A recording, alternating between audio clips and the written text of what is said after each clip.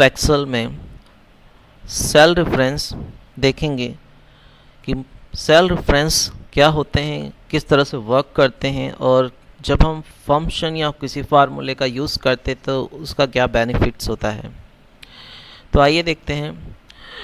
Excel में cell reference 3 type के होते हैं। सबसे पहला होता है रिलेटिव सेल रेफरेंस, दूसरा होता है एब्सोल्यूट सेल रेफरेंस और तीसरा होता है मिक्स सेल रेफरेंस। इन तीनों सेल रेफरेंस का यूज़ किस तरह से किया जाता है, आइए देखते हैं। सबसे पहले हम देखते हैं relative cell reference. Relative cell reference देखने के लिए हमने कुछ वैल्यू को पहले से यहाँ पर टाइप किया हुआ है। इसके बाद हम यहाँ पर एक फार्मूला बना रहे हैं। सबसे पहले किसी भी फार्मूले को बनाने के लिए हम इक्वल का यूज़ करते हैं। इक्वल का यूज़ करने के बाद हमें यह देखना होता है कि हमारी जो वैल्यू होती है वो किस सेल के अंदर रखी हुई होती है, मतलब हमें उस सेल का एड्रेस चाहिए होता है। फॉर एग्ज़ाम्पल जो हमारी 200 वैल्यू है वो बी कॉलम और 18 रो के अंदर है, इसलिए इसका सेल रेफरेंस बनेगा B18। उसके बाद हम इसमें एडिशन के लिए प्लस साइन का यूज़ करते हैं, और सेकंड वैल्यू जो है हमारी बी कॉलम और 19 के अंदर रखी गई है, तो B19 एंड आफ्टर हम देंगे इंटर। आप देखेंगे क्या हुआ, इन दोनों का रिज़ल्ट शो हुआ, मतलब 200 और 300 दोनों मिलकर 500 की वैल्यू शो कर रहे हैं। अब सेल रेफरेंस का क्या मीनिंग हो रहा है यहाँ पे। सेल रेफरेंस का यहाँ पर क्या होता है, जब भी हम कोई वैल्यू की कुछ एडिशन या मल्टीप्लिकेशन या कुछ भी हम फार्मूला जब हम यूज़ करते हैं, उसके बाद जब हम कॉपी और पेस्ट करते हैं तो उसका जो इफ़ेक्ट होता है वो सेल रेफरेंस के नाम से देखा जाएगा कि वो क्या, उनमें क्या इफ़ेक्ट हो रहा है कॉपी पेस्ट के दौरान। तो आइए हम इसकी कॉपी करते हैं। सबसे पहले जो हमारी 500 जो वैल्यू निकल गई है आंसर। अब देखेंगे कि मैंने उसके ठीक पास में कुछ और value same to same value रखी हुई है, आप अदर भी रख सकते हैं। यहाँ पर हम पेस्ट करते हैं, ठीक है। पेस्ट करने के बाद हम यहाँ पर F2 प्रेस करते हैं, ठीक है। F2 प्रेस करने से क्या हुआ, जो 200 और 300 जो हमने टाइप किया है उनकी सेल रेफरेंस ऑटोमेटिक इस फार्मूले में आ चुके हैं, ठीक है। हम कहीं और भी अगर इसकी कॉपी करके पेस्ट करेंगे तो भी हमारा आंसर हमें मिल रहा है, और हम F2 दबा रहे हैं तो ऑटोमेटिक क्या हो रहा है कि उसके सेल रेफरेंस हमें मिल रहे हैं। एक्चुअल में रिलेटिव सेल रेफरेंस है, कॉपी पेस्ट के दौरान ऑटोमेटिक सेल रेफरेंस एडजस्ट हो जाते हैं। मतलब आप जहाँ पर भी पेस्ट करेंगे, जैसे आपने जब से सबसे फर्स्ट आपने जब फार्मूला बनाया था उसमें फार्मूला ये देख रहा है कि एक फ़र्स्ट वैल्यू ठीक उससे ऊपर थी और एक उससे भी ऊपर थी। इसी तरह जब भी आप कहीं पर भी पेस्ट कर रहे हैं तो ऑटोमेटिक सेल रेफरेंस एक्सेल खुद सेट कर रहा है और आपका आंसर आपको मिल रहा है, ठीक है। इसमें क्या होता है कि आपकी जो रो एंड कॉलम होते हैं वो फ्लेक्सिबल होते हैं, मतलब जब भी आप कहीं और पेस्ट करेंगे तो वो सेल रेफरेंस बदल जाते हैं। इसको बेहतर ढंग से समझने के लिए आपको पहले एक और रेफरेंस देखना होगा, absolute cell reference. Absolute cell reference का मीनिंग यहाँ पर फिक्स सेल रेफरेंस होता है जिसमें सेल रेफरेंस बदलते नहीं हैं। अब देखते हैं वो कैसे। फॉर एग्जांपल फिर से करके तो देखते हैं, B32 जो हमारी सेल रेफरेंस है, सेकंड है हमारा B33, ठीक है।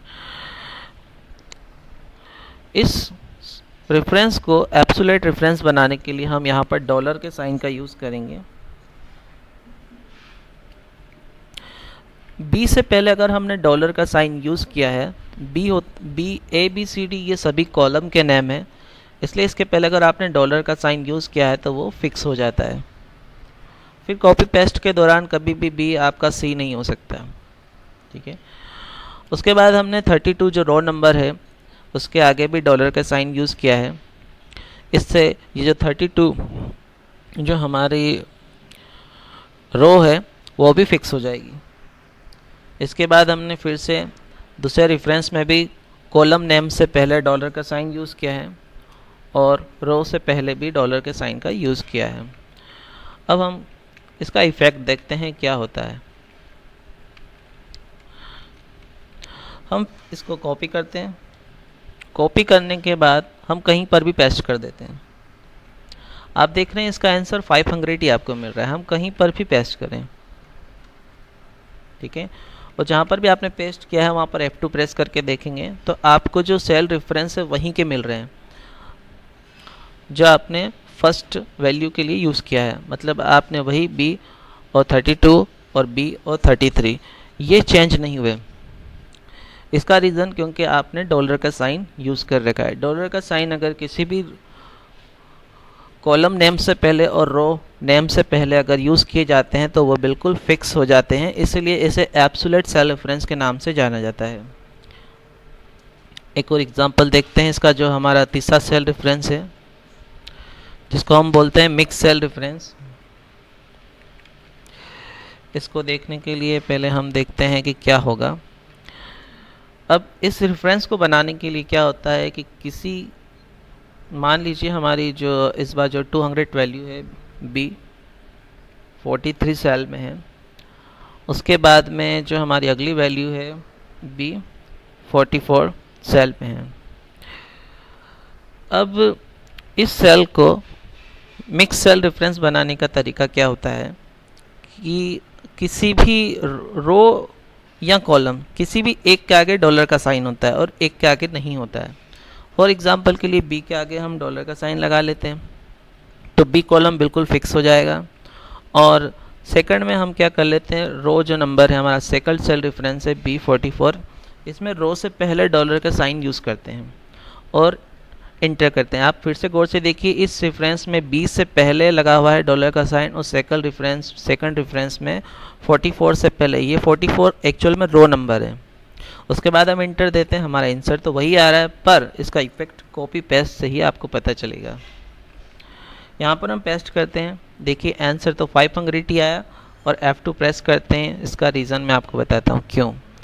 क्योंकि जब आपने पेस्ट किया था उसने देखा कि एक वैल्यू ठीक उसके ऊपर की काउंट की उसने, ठीक है 500 और D 44। अब इस पूरे रेफरेंस में जो आंसर आया केवल इसको अगर कॉन्सेंट्रेट करेंगे तो आपको ये पता चल रहा हो कि B C नहीं बना, ठीक है, पर जो रो नंबर है वो 45 हो चुका है, ठीक है।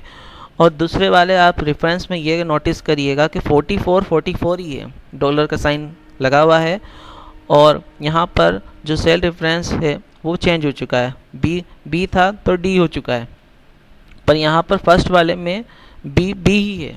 रीज़न क्या है कि वहाँ पे डॉलर का साइन लगा था और आपने कॉपी पेस्ट किया इसलिए वो चेंज नहीं हुआ, ठीक है। मतलब जिसकी भी आगे डॉलर का साइन लगा हुआ होगा वो चेंज नहीं होगा। उसको और समझते हैं, इसी को हम फिर से कॉपी करके पास में ही पेस्ट कर देते हैं, ठीक है।